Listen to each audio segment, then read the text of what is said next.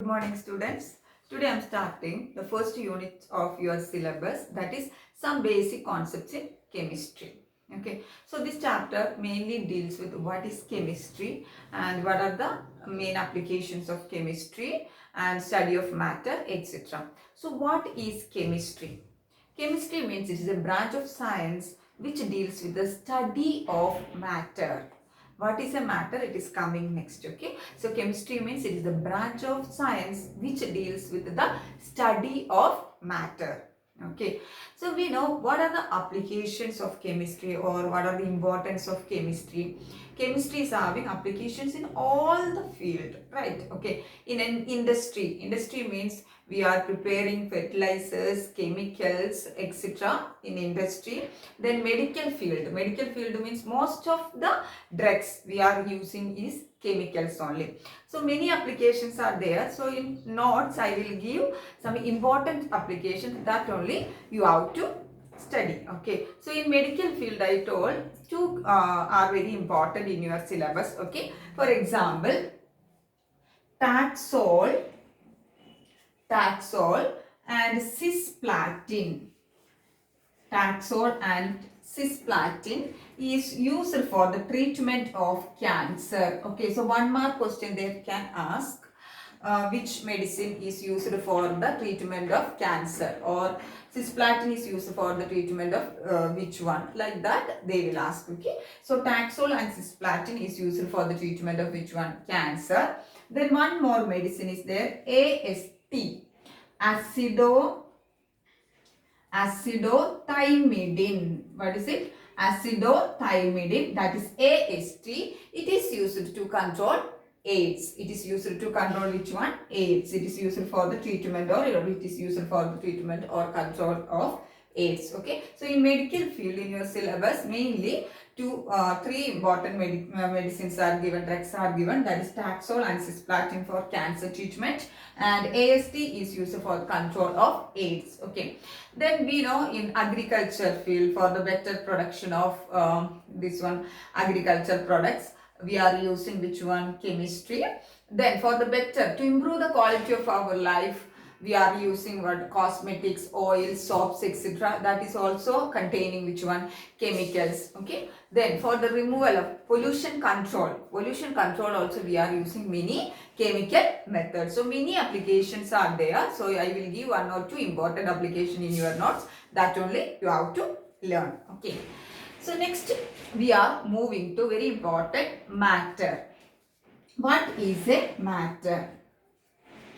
What is a matter? Matter means it is a substance or anything that has mass and space to occupy. What is the meaning of that? For example, if you are taking this chalk piece, it is having mass, right? And it needs some space to occupy, right? Okay. So matter means that has mass and space to occupy. That is known as what? Matter. For example, pen, book, chalk, anything you can write as the example. Okay. So all of you know matter is existing in how many forms?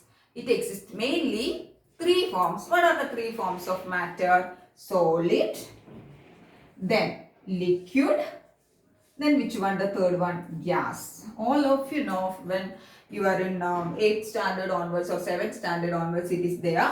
What are the three states of matter? What are the three states? Solid state, liquid state and gas.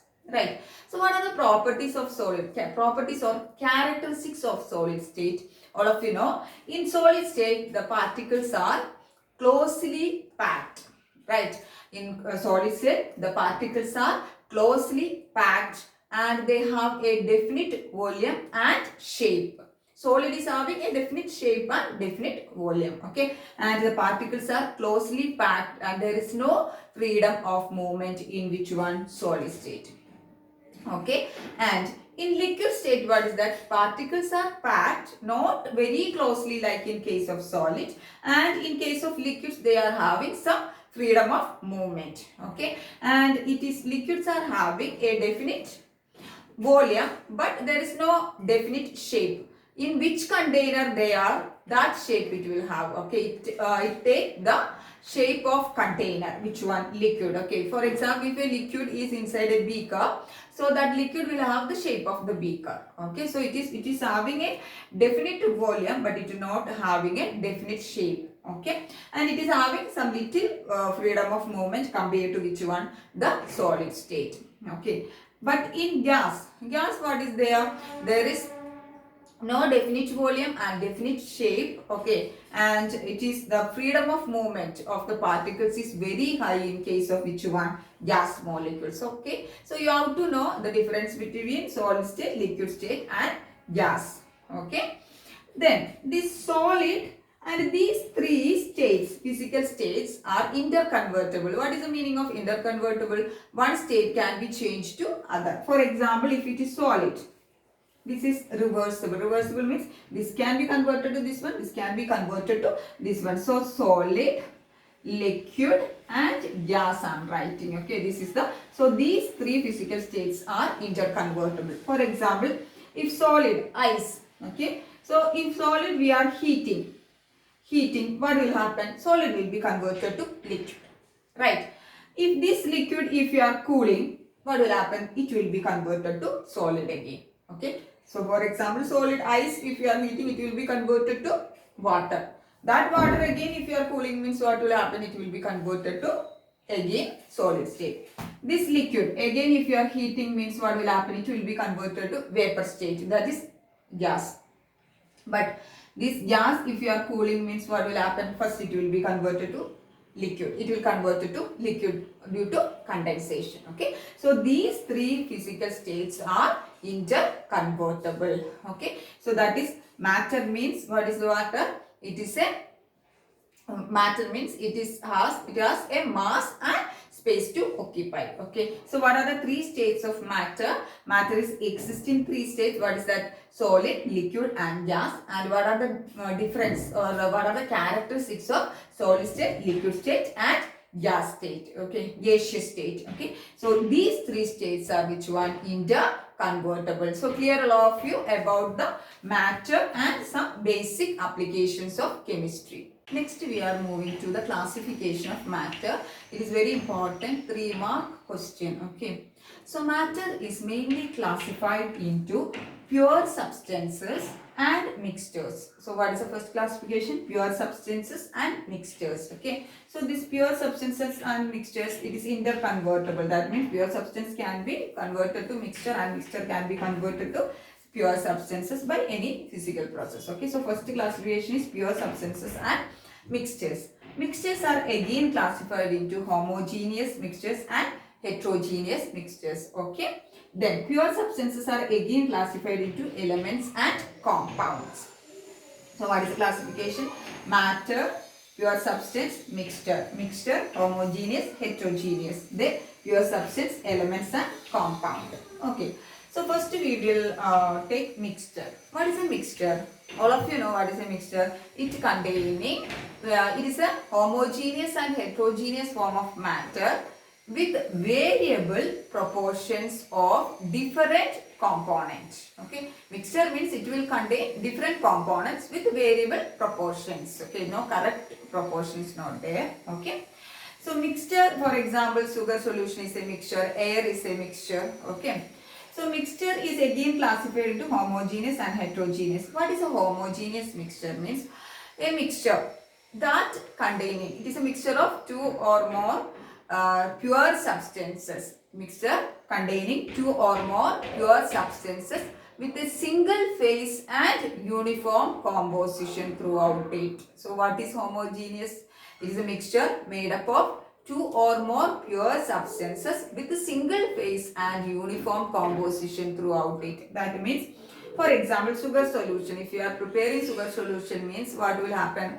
Uniform composition. The sugar will be equally, the composition will be inside the sugar solution will be what?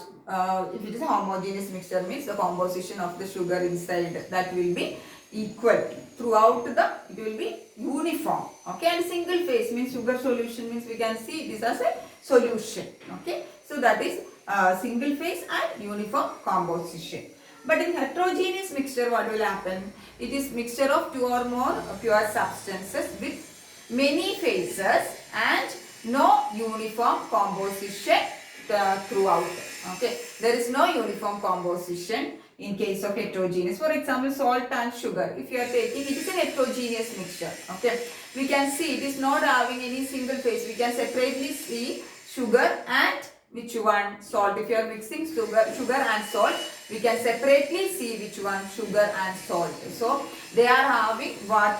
Not a single phase. It is having many phase and the composition is not uniform throughout. That is known as what? Heterogeneous mixture. Okay. So next is pure substances. Pure substances means it is a form of matter. It is having a definite constant composition, okay, and distinct chemical properties. Okay, not like mixture. Mixture is having variable proportions and different components. Okay, they will have, that is pure substance will have a definite constant composition with what? With a distinct chemical properties. Okay, for example, water, H2, hydrogen, oxygen, water, etc. They are having a distinct chemical properties and they will have a definite composition. Okay, for example, definite constant composition. We know hydrogen, H2O. Water means what? It is containing H2, hydrogen is there and oxygen is there. In the ratio, what is that? 2:1. Hydrogen 2 and oxygen 1. So that they are having a definite constant composition with distinct chemical properties, distinct chemical reactions. Water means water will have a definite reactions. Okay, it may be different from other. Okay, so that distinct chemical properties will have for which one? Pure substances. Pure substances are again classified into elements and compounds. What are elements? Elements means it is a substance, pure substance. We cannot cut into, we cannot split into simpler substances by physical and chemical reactions, or physical and chemical means it is known as what? An element. Okay, element means what? It is a substance which we cannot split into simpler substances by means of chemical and physical reactions is known as which one? The elements. For example, hydrogen is an element, right? Okay, then oxygen is an element, copper is an element, sodium is an element. Okay, next if you are moving to compounds.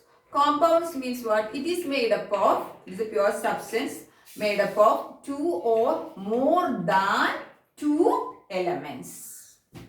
Which one? Compounds means compounds are formed, or compounds is a pure substance formed by the combination of two or more than two elements. Okay, for example, H2O is a compound. It is formed by the combination of hydrogen and oxygen. Hydrogen and oxygen is two elements. Okay, so compound means it is formed by two or more than two elements. Okay, here it is what? Two elements. Right, here it is what? Nitrogen and hydrogen, ammonia. Okay, two elements. So compound means it is formed by the combination of two or more than two elements. So example, water, NH3, etc. So that is the classification. It's very important. So matter is classified into mixtures and pure substances. Then each one definition you have to learn with one example. That's enough. In which one? The classification of matter. So clear all of you the classification of matter. Next is the difference between mixture and compound. Any three differences you can learn and keep. Okay.